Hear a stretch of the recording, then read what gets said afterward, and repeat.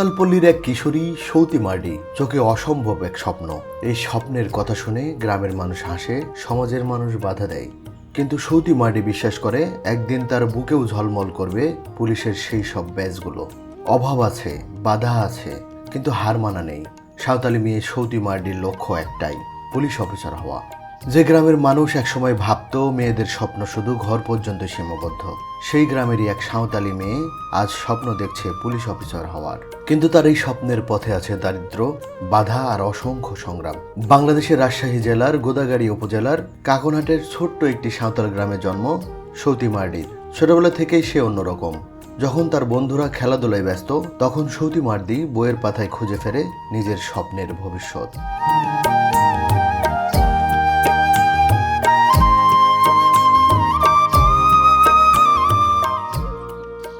দর্শক আসসালামু আলাইকুম। আমি এখন অবস্থান করছি রাজশাহী জেলার গোদাগাড়ী থানার কাকনহাটের আমতলীপাড়া গ্রামে। আমার পাশে বসে আছে একজন আদিবাসী মেয়ে। সে স্কুল গোয়িং স্টুডেন্ট। তার স্বপ্ন সে একজন পুলিশ অফিসার হবে। তার স্বপ্ন দেখারও কারণ রয়েছে। আমরা গল্পে গল্পে তার স্বপ্নের কথা জানব এবং কেনই বা সে পুলিশ ইন্সপেক্টর বা পুলিশে চাকরি করার ইচ্ছা পোষণ করছে, সেটা কতটুকু বাস্তবসম্মত বা তার দ্বারা আদৌ সম্ভব কিনা, সেই বিষয়গুলো আস্তে আস্তে জানবো গল্পে গল্পে। কেমন আছো? ভালো, আপনি? আলহামদুলিল্লাহ। তোমার নাম কি? সৌতি মার্ডি। সৌতি মার্ডি। তোমার গ্রামের নাম? আমতলীপাড়া। তুমি কোন স্কুলে পড়ো? ঝিকরাপাড়া আদর্শ হাই স্কুল। কোন ক্লাসে? ক্লাস 10। বিভাগ কি? আর্টস। আর্টস। আচ্ছা, তুমি যে পড়াশোনা করছো, এই পড়াশোনার একটা গোল থাকে প্রত্যেকটা মানুষের। শুধু পড়াশোনা না, যে কোনো কাজের একটা গোল থাকে। তো তুমি পড়াশোনা করছো, তোমার কোনো গোল আছে যে ভবিষ্যতে তুমি পড়াশোনা করে কিছু একটা করতে চাও? কি গোল তোমার? হ্যাঁ, আমি পুলিশ হতে চাই। পুলিশ পড়াশোনা অফিসার? করছি। হ্যাঁ, হ্যাঁ। মানে আমার ছোট থেকেই শখ আছে যে আমি পুলিশ হব, যেভাবেই হোক। যে তোমার তো অনেক কিছু হওয়ার স্বপ্ন থাকতে পারতো। কেউ সায়েন্টিস্ট হতে চায়, কেউ খেলোয়াড় হতে চায়, কেউ শিল্পী হতে চায়। তুমি পুলিশ কেন হতে চাইলে? মানে আমি হাইটাও ঠিক আছে তো, তাই। আচ্ছা, তোমার ফিজিক্যাল ফিটনেসটা ভালো থাকার কারণে তুমি চিন্তা করছো যে পুলিশ হবা, তাই তো? আচ্ছা, পুলিশ হতে গেলে কি কি করা দরকার, এটা কি জানো তুমি? মানে দৌড় দেওয়া লাগে, মানে 5 কিলো 10 কিলোর মতন। হ্যাঁ। আরও মোটা মোটা পাইপ, মানে এক কথায় বডিটাকে ফিট রাখার জন্য এক্সারসাইজ করতে হয়। সেটা কি করো তুমি? না, করি না। তাহলে করতে হবে না? হ্যাঁ। শোনো, পুলিশ বা আর্মি হওয়ার জন্য শুধুমাত্র পড়াশোনা করলে হবে না, বডি স্ট্রাকচার, বডি ফিটনেসটাকে ঠিক রাখতে হবে। সেজন্য তোমার মর্নিংয়ে বা বিকেলে যে কোনো সময় তোমাকে এক্সারসাইজ করতে হবে। পুরো বডিটা হাইটের সাথে ব্যালেন্স করে ওয়েটও ঠিক রাখতে হবে। পড়াশোনা তো মাস্ট করতে হবে। তুমি কি সেগুলো করছো? না, করি না। তাহলে এখন থেকে শুরু করতে হবে। স্বপ্নটাকে স্বপ্ন রাখা যাবে না, স্বপ্নটাকে ধরতে হবে। ধরার জন্য তোমাকে পরিশ্রম করতে হবে, ঠিক আছে? পৃথিবীতে কোনো কিছুই খুব সহজে পাওয়া যায় না। পাওয়া যায় না। যেটা সহজে পাওয়া যায় সেটার কোনো দাম থাকে না। তাহলে এই পুলিশ হতে হলে তোমাকে পড়াশোনার পাশাপাশি খুব স্ট্রাগল করতে হবে। তাহলে শুরু হয়ে যাক কালকে থেকেই, সকাল থেকেই শুরু করে দেবা। আর পড়াশোনাও ভালো করে করবা। এক্ষেত্রে আমি তোমার সাথে আরেকটা বিষয় নিয়ে কথা বলবো। সাঁওতাল আদিবাসীদের ভিতরে একটা প্রবণতা আছে, তাদের বয়স, মেয়েদের বয়স 18 ছুঁই হইলে বিভিন্ন জায়গা থেকে ঘর আসে বিয়ের, এবং বাবা মাও চিন্তা করে যে আমার মেয়েকে বিয়ে দিতে হবে। সেক্ষেত্রে তোমার যদি বিয়ে হয়ে যায় তাহলে তো তোমার পড়াশোনা কমপ্লিট হবে না। স্বপ্নটা পূরণ হবে নাকি অধারা থেকে যাবে? ওরকমই থেকে যাবে।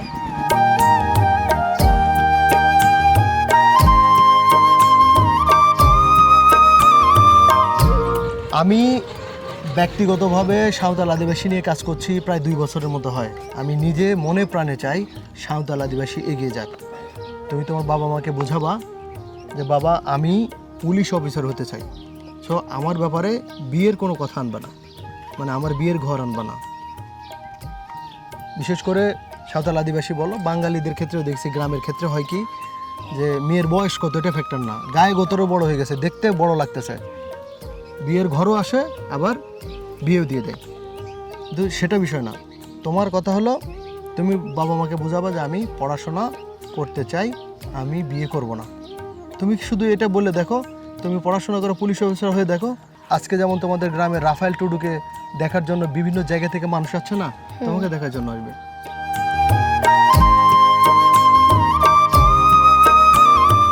আপনি সতী মার্ডির মা। হ্যাঁ।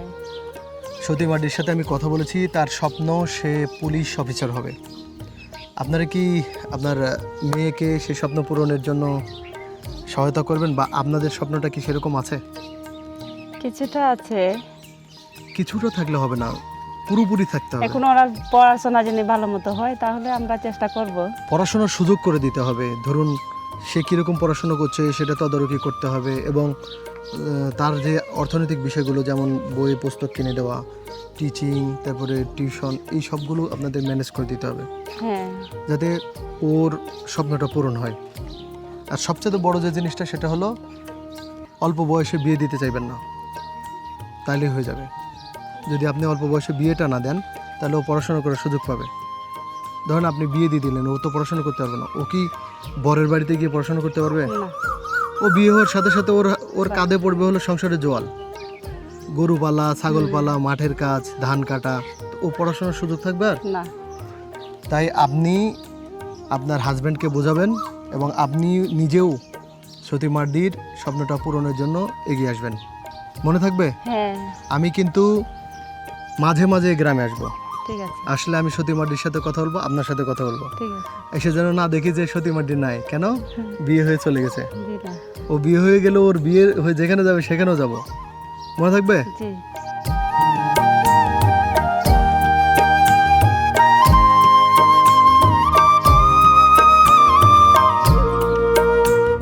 দর্শক, সৌতি মার্ডির যে আকাঙ্ক্ষাটা, যে স্বপ্নটা, যে গোলটা, ভবিষ্যতে পুলিশ অফিসার হওয়া, এটা কিন্তু একদম নিতান্ত অমূলক নয়।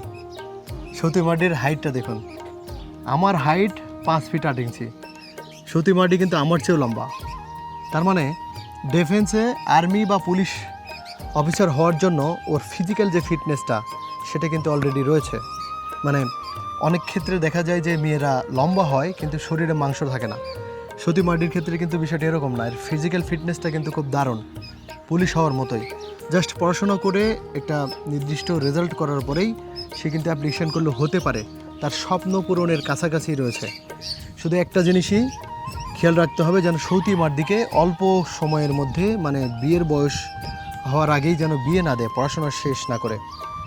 তার বাবা মার এবং সবার আকাঙ্ক্ষা যেন এটা হয় যে আমার মেয়ে পুলিশ ইন্সপেক্টর হবে বা পুলিশ অফিসার হবে, তাকে বিয়ে দেব না, সে নিজের পায়ে দাঁড়াবে।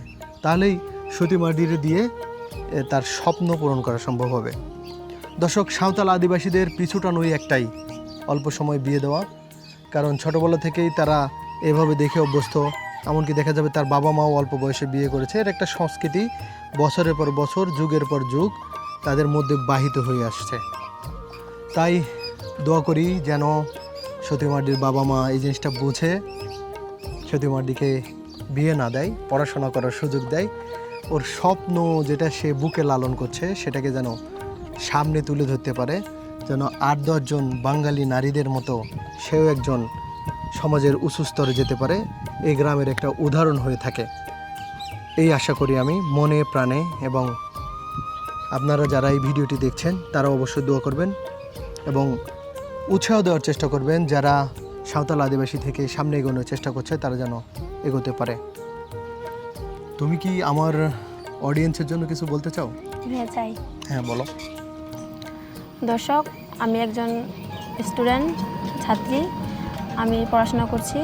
আমি যেন পড়াশোনা করি, আমার যে শখ আছে, আমি যে পুলিশ হব সেটা যেন আমি হতে পারি। আপনারা সবাই আমার জন্য দোয়া করবেন। যেহেতু আমি সাঁওতাল আদিবাসী, তার জন্য আমার জন্য দোয়া করবেন। দর্শক, তার সাথে তাল মিলিয়ে আমি বলছি যেন সতী মার্ডির স্বপ্নটা পূরণ হয়।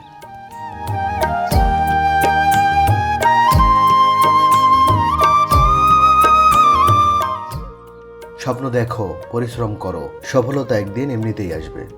বন্ধুরা, কেমন লেগেছে এই ভিডিও অবশ্যই কমেন্ট করে জানাবেন। আপনারা যদি এই ধরনের সাঁওতাল আদিবাসী নিয়ে আরও অনেক ভিডিও দেখতে চান তাহলে অবশ্যই চ্যানেলটিকে সাবস্ক্রাইব করুন।